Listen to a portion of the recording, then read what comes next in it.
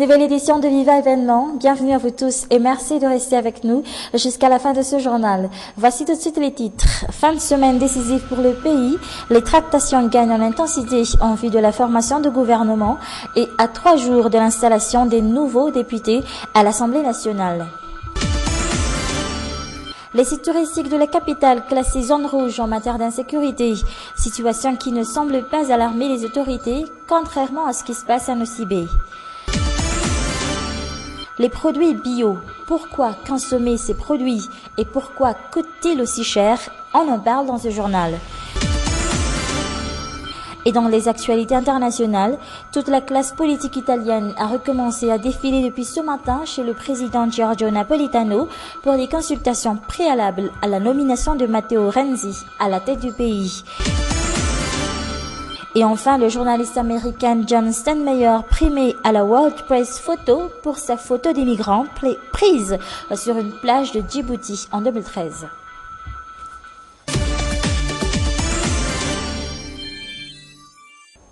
Entamons tout de suite ce journal par la page politique. L'ouverture prônée par le président Erazon Armapian semble être en bonne voie. C'est en tout cas ce que l'on pourrait interpréter les réunions qui se sont tenues ici et là dans la capitale aujourd'hui. Certains de ses adversaires semblent aujourd'hui dispos à collaborer avec lui. Les prochains jours s'annoncent donc décisifs pour le pays. C'est un reportage de Arbi Sarakoudbe sur les images de Nzara Diansour. Ce week-end s'annonce décisif pour le pays. On saura en début de semaine si l'ouverture prônée par Erazon Armapian pourrait se faire. Mais déjà, les résultats des tractations de ces derniers jours commencent à s'étaler au grand jour. Entre adversaires politiques aux dernières élections, le courant semble bien passé. Ici, Adnan Denanarvé, le leader du MMM, en compagnie de Sarah Georger Abearsou du Parti Vert. Et pas un seul politicien de ma part à cet événement du HVM. Les proches collaborateurs de Erazon Armapian affirment pourtant que le HVM n'écarte personne en parlant de la nomination du futur Premier ministre. Si la personne correspond à ses attentes et a le sens de la responsabilité, je ne vois pas de mal à cela.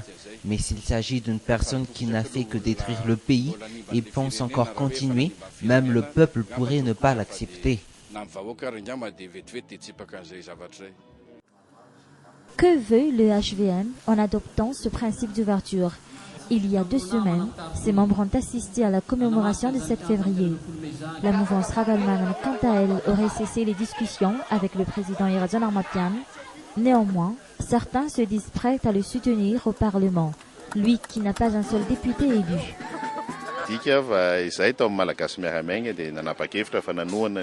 Le MMM a décidé de soutenir le président Erazon Armapian et ce soutien se fera sans condition. Il n'est pas dans l'habitude du MMM de soutenir quelqu'un puis de changer de bord. Mais quand nous soutenons quelqu'un, ce sera jusqu'à la fin. Dans sa quête de rassemblement, tout porte à croire que le HVM veut imposer à ses futurs alliés sa propre vision. Dans le domaine du tourisme, certains sites touristiques de la capitale, entre autres la Haute-Ville ou Souarane, sont aujourd'hui classés zone rouge en matière d'insécurité pour les touristes étrangers. Afin de leur éviter ce genre de désagrément, l'Office régional du tourisme d'Analamanque, l'Ortana, envisage de renforcer la communication allant dans ce sens. Et contrairement à la situation qui prévaut à Nosibé, celle de la capitale ne semble pas alarmer les autorités. Une enquête réalisée par Marna Tunjaf et Yves Chanel. Des touristes fraîchement arrivés à Madagascar, les cibles favorites des voleurs à la tire dans le centre-ville d'Antananarive. Beaucoup d'entre eux savent déjà qu'ils doivent faire attention durant leur promenade, même s'il s'agit de leur première visite. Comme ces 3 touristes français, pour éviter d'être dépouillés, la solution est très simple pour eux. Il ne faut pas voyager seul, partir seul. Après, au moment où on est en groupe, il n'y a pas de problème. Ces touristes ont surtout peur des vols à la tire. Ici à Souarane, devant la gare, c'est presque tous les jours que les passants voient des touristes se faire dépouiller. Ils perdent leur portefeuille, bijoux ou encore leur téléphone portable et leur appareil photo.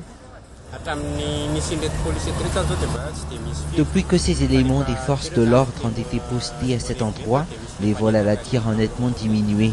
Mais quand ils ne sont pas là, ces voleurs se regroupent parfois ici.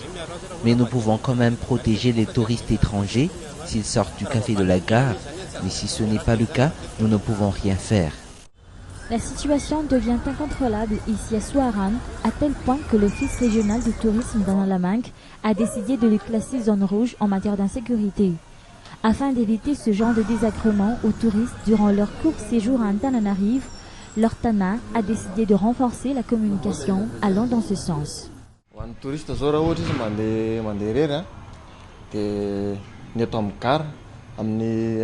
Si un touriste se promène seul, il devra faire attention aux voleurs à la tire s'il passe devant la gare Souarane. Même s'il est accompagné d'un guide, cela ne repousse pas ces voleurs qui sont très nombreux. Ils doivent aussi faire attention quand ils sont sur la haute ville, surtout s'ils ne sont pas accompagnés d'un guide touristique.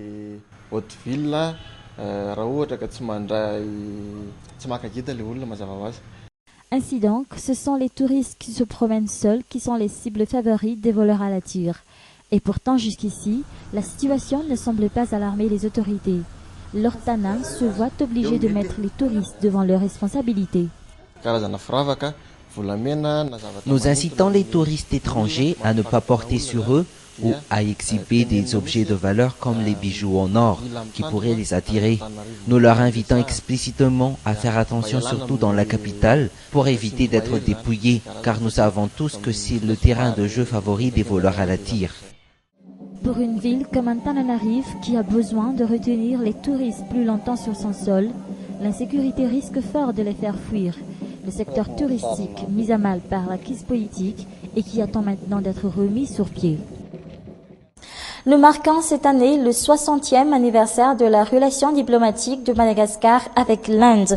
Aujourd'hui, la grande île compte près de 20 000 ressortissants indiens. La plupart sont surtout des commerçants.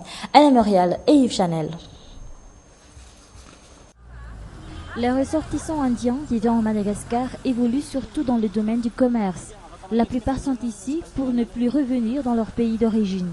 Et signe de leur intégration dans la société malgache, 90% des quelques 22 000 ressortissants indiens recensés à Madagascar maîtrisent parfaitement bien la langue malgache, le mode de vie et la culture malgache.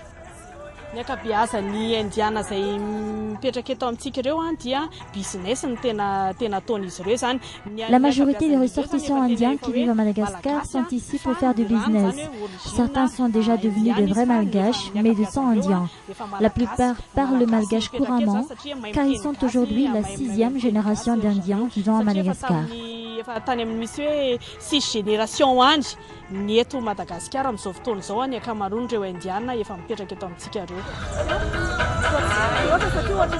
En parlant de la coopération de la grande île avec ce pays, cela ne date pas d'hier. Fiara-miasa diplomatique zany dia nanomboka tamin'ny 450 tamin'ny fotoana io no nahatonga. Les relations diplomatiques entre Madagascar et Inde ont commencé en 1954. C'est cette année-là que le premier consul indien débarque à Madagascar, mais la coopération entre les deux pays date d'il y a 200 ans, car des ressortissants indiens sont arrivés à Madagascar bien avant cette date, et aujourd'hui, ils sont près de 22 000 à vivre avec nous.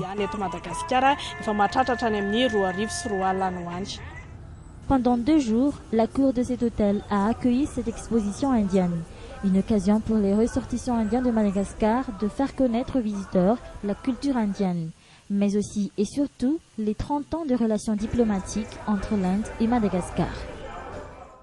Fin de ce journal, merci à vous de l'avoir suivi jusqu'à la fin. Je vous souhaite de passer un excellent week-end en notre compagnie. Au revoir.